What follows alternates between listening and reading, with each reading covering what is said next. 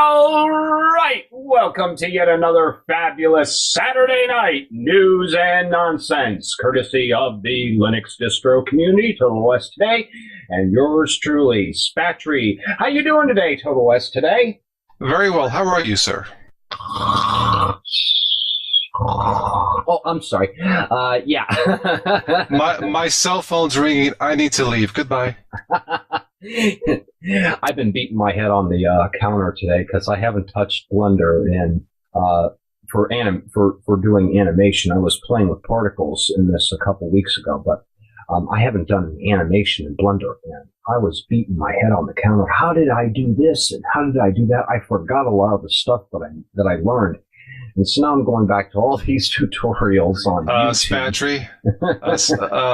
Spatry, it's called a notebook, you know, pen, pad, notes. You may have heard of it.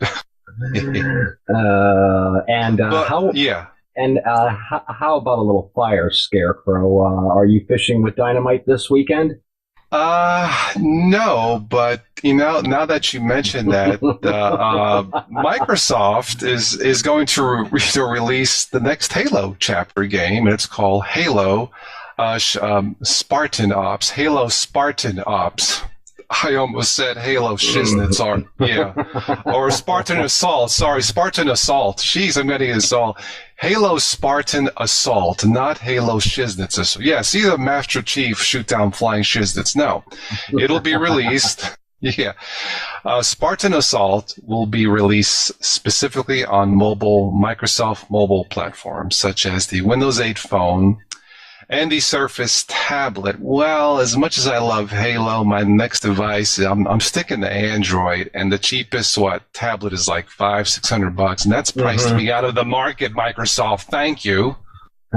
Clearly, to draw more people to support their mobile platform, and the thing is that they are really, really lacking in share. As a matter of fact, you know, I'm just going to tie in my second story rather than my headliner, since this goes along with that. AMD walks out of Microsoft camp to design chips for Android and Chrome OS. Great news for the Linux community. AMD, the chip maker which was making chips exclusively for Microsoft's Windows platform, is now considering designing chips for Google open source Android and Chrome OS. And basically, the reasoning behind this is that the Windows market share is fast shrinking as Android and iOS powered devices are taking over the market. According to estimates, Windows market share has come down to around, get this, 60%. And if Windows Phone or tablets don't find any market soon, the decline will continue. Microsoft is dragging along with its partners like AMD and Nokia, and AMD's decision will only bring better products to the market. So it's good news for the market, Android, and Chrome OS and its users. And of course, if they're making things for Chrome OS is Linux powered, we're going to be seeing those innovations coming to Linux. So excellent news. Yeah. Well, you know, I had talked about this before several months ago about Microsoft marketing, at least marketing their tablets. You know, they didn't come out with a tablet to compete with, you know, Google Nexus 7, the 7-inch, and, you know, and the iPad mini. And I'm like, you know, Microsoft, you have something new. I'm sure it's fantastic. In fact, I know it's great on a touchscreen. But you have nothing to give at least this consumer an option for a small 7-inch tablet. That would be perfect for me because I normally use my desktop and my laptop. But they priced me out. You know, I mean, I'm sure the Surface tablets are fine for what they do and the price, but you don't have anything now, at least. This may change, Spatry, but they have nothing to compete with an Apple Mini, you know, the iPad Mini or the Google Nexus 7 tab. Now this is just, you know, common sense in my opinion, but for whatever reason. Oh, and another thing, it's rumored that Microsoft may bring back the Start button in Windows 8. Duh! Yeah, but the only thing is it's not going to have the functionality that you would come to expect from previous. I heard that, but, well, I'll wait till the final report. I guess, yeah. Yeah, but, you know, the thing is, you know, Microsoft and all these companies, they don't innovate, they litigate. And that brings us to our next story. President Obama is working on patent troll reform. Let's just hope he doesn't do this like he did with our healthcare system. That's right. In 2011, Apple and Google spent more money on patent litigation and defensive patent acquisitions than on research and development. That's not a good sign for the United States economy. In fact, it's a stark indication that our intellectual property system is broken. Rampant patent legislation, impending innovation, and ultimately increasing the costs of gadgets for consumers, according to legal experts and industry observers. Now, President Obama says he wants to reform the system. It's about time. But will he be able to do it? Well, we know how he took care of our health care for us. Well, I'm not sure what that exactly means. Patent troll reform. I don't quite get it. Okay, well, basically, what he's trying to do here is he's trying to reduce the number of times the companies can take people to court and that sort of thing. This is a proposal to crack down on so-called patent trolls, firms whose main objective is to extract licensing fees from other companies. Okay. Right. And the administration issued 5 executive actions and 7 legislative recommendations designed to protect innovators from frivolous litigation and ensure the highest quality patents in the system. And that came from the White House statement. So in theory, it sounds like the right thing to do, in theory. Yes, and I mean, 90% of our news and nonsense reports, we're always talking about, Samsung is going to court with Apple over this, and back and forth, back and forth. Right. It's just a cat and mouse game that all these companies are playing, and we're not really seeing any new innovations. Microsoft is making more money off of Android right now than they're making off their own operating system, for crying out loud. Well, they adjusted to the market. So, yeah. It is what it is. I get it. Okay. I do have a quick announcement, Patry. I did a poll for the best Linux disk burner app. And do you know what that is? No, it's not your favorite that you kind of like to make fun of. It is K3B. So congratulations. I am not surprised. Yeah, K3B is a good application. I happen to like XFburn, though. I like it because it's lightweight and does what I need to do.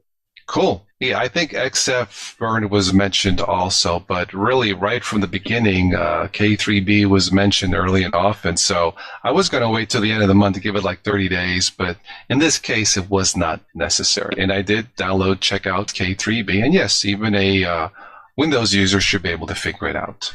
Yeah, all right, cool. All right. What you got? Go. Well, let's see here. I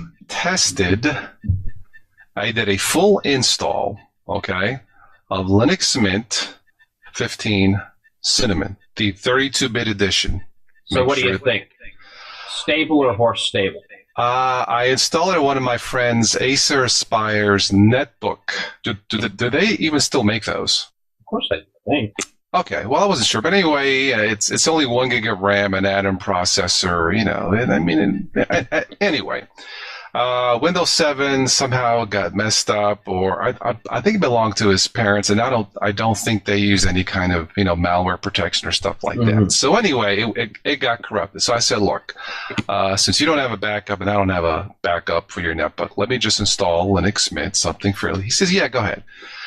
Well, I took from install to testing as much as I can. It took about 90 minutes, and then I stopped because it wasn't really necessary to continue. Now, I will upload a full report on this maybe tomorrow evening.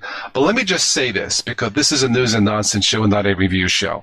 I'm giving, this may surprise you, I'm giving Linux Mint 15 Cinnamon 32-bit edition a score of 9 out of 10. All right. Yeah, I have to agree with that because it is a nice operating system. I didn't have any issues, at least not in the 32-bit edition. Now, I know sometimes 64-bit may not be as stable as 32-bit, but at least for me, in the time that I tried it, it seemed actually pretty stable. And did you install any API drivers?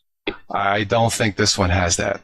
Okay. Yeah, actually, those netbooks have Intel drivers. So if you hit the web update site, there's a recent article there on installing the Intel drivers Yeah. device, and yeah, they've got a nice little installer that you can use to get those drivers in. Okay.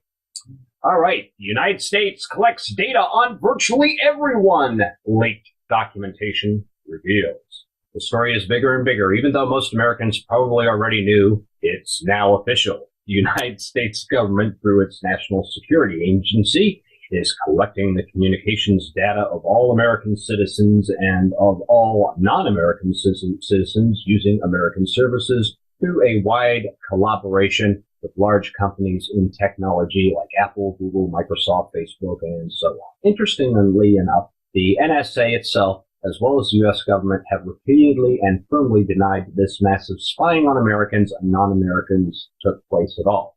The project is called PRISM, which is fitting when you think about how data travels through fibers these days.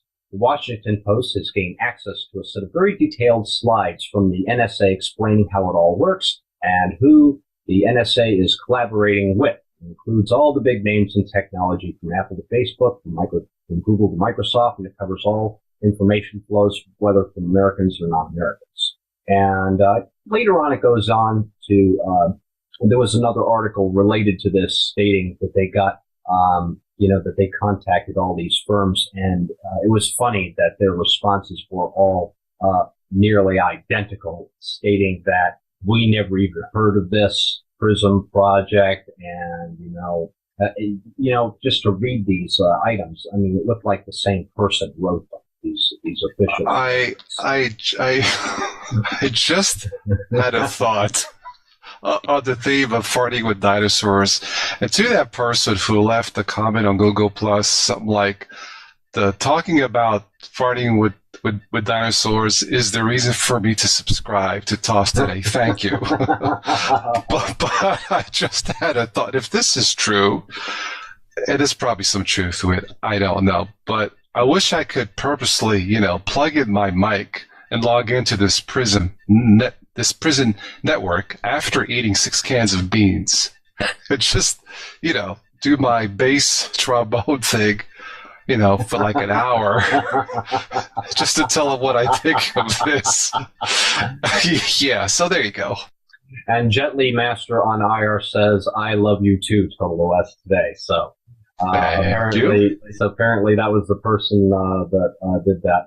Okay, and I've got some nonsense news, and this go for it. And this is actually from FoxNews.com. This is a study that says diet soda is just as harmful to your teeth as methamphetamine or crack cocaine, a study claims. Diet soda may be a popular drink alternative for those who are trying to cut back on calories, but heavy consumption of these beverages could wreak havoc on a person's teeth. According to a new study published in the Journal General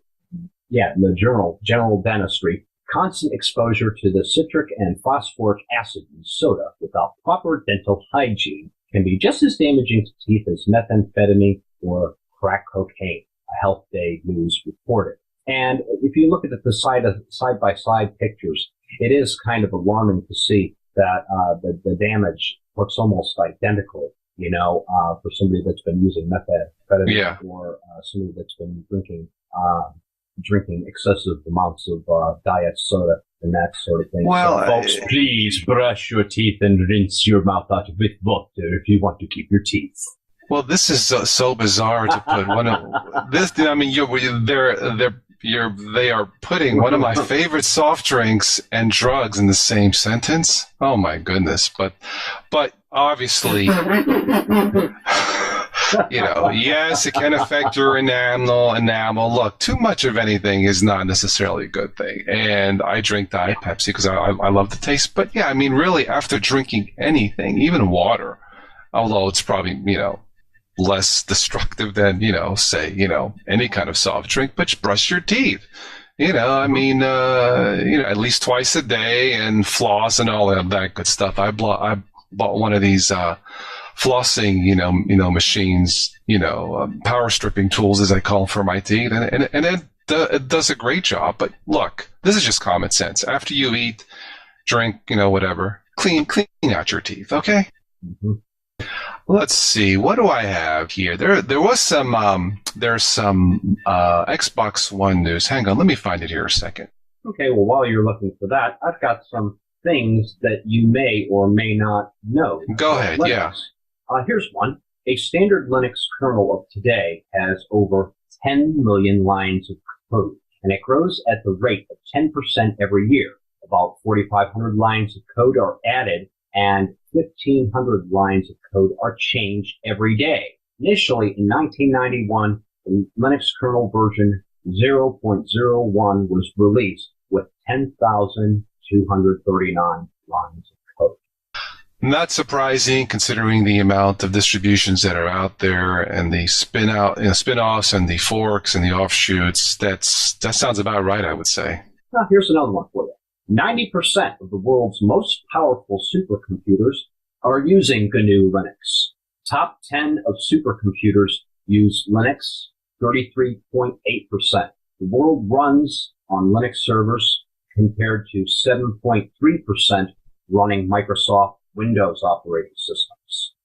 Well, yeah, I mean, Linux definitely has been a big thing for servers. It hasn't hit the desktop market, at least not yet, although I think, developers from Ubuntu, Zorin, Linux Mint have done a great job in, putting out distributions that, at least are more stable than most. But, but right now, I mean, as far as the desktop, really for the mass market, I think right now, the Linux desktop is extinct on the mainstream desktop right now. This may change, and I hope it does. Now here's a tip, and then I'll get to the Xbox One.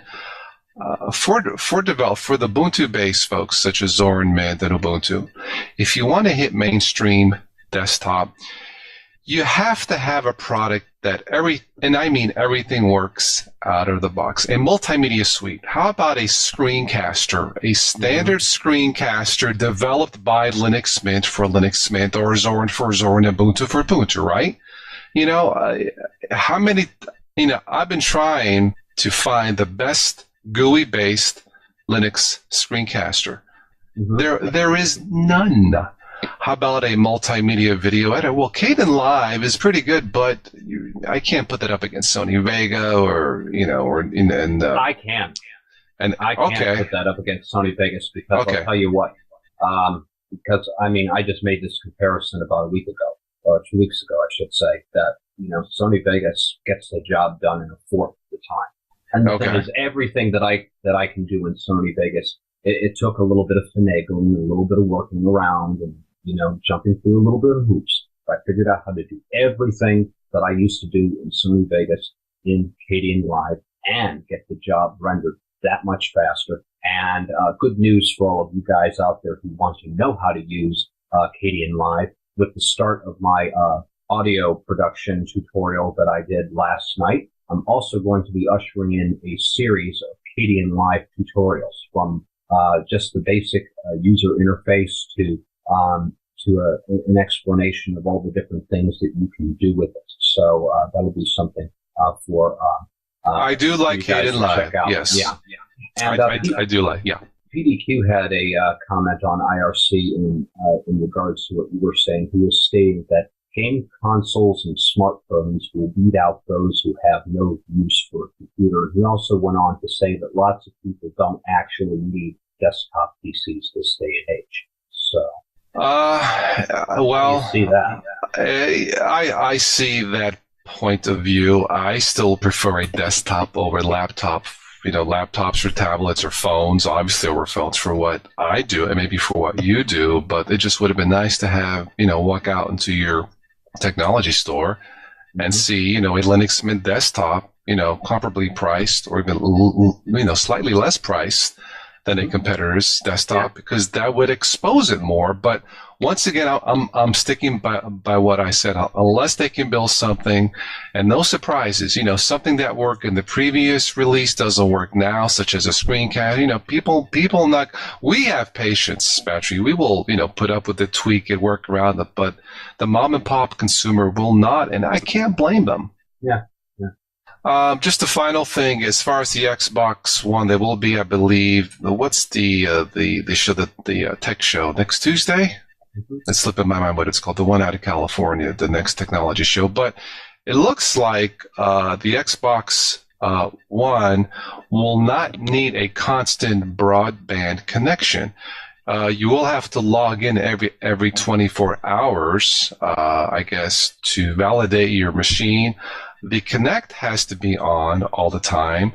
If this is true for now, for what which if you go on vacation and you don't take your Xbox with you? What are they going to do? Shut you off because you didn't? No, you didn't log in once every 24 hours. What a bunch of bupkis. Well, I think again they'll be fine. I'll shut up already about Microsoft, but I think you will be able to log into a friend's Xbox with your account and have access. But like I said, the final stuff is coming out next week, whether it's stable or stable. I'll wait to the final judgment. But if it's true that the Kinect device has to be on all the time, make sure you eat those 6 cans of beans first, okay? And just to give them a message.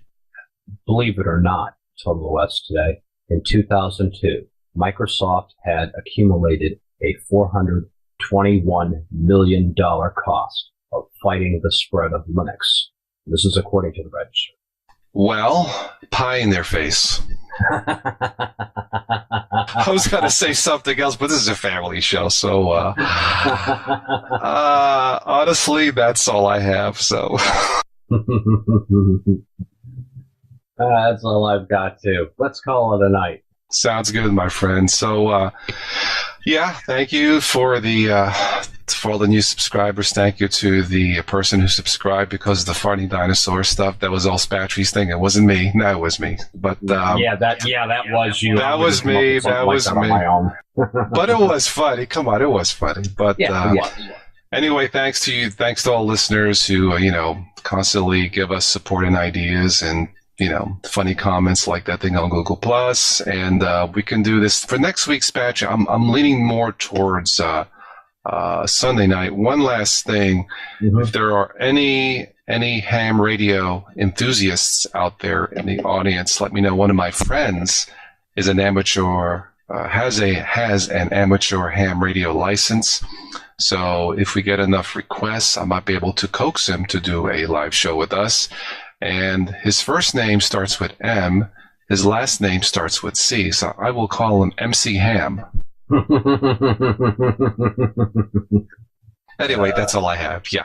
Well, I'm surprised you didn't make a comment about me breaking one of your speakers. Did I not yell on the microphone loud enough for you today?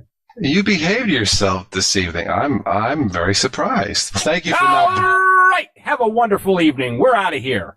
You just broke my new headset. Thank you. Goodbye.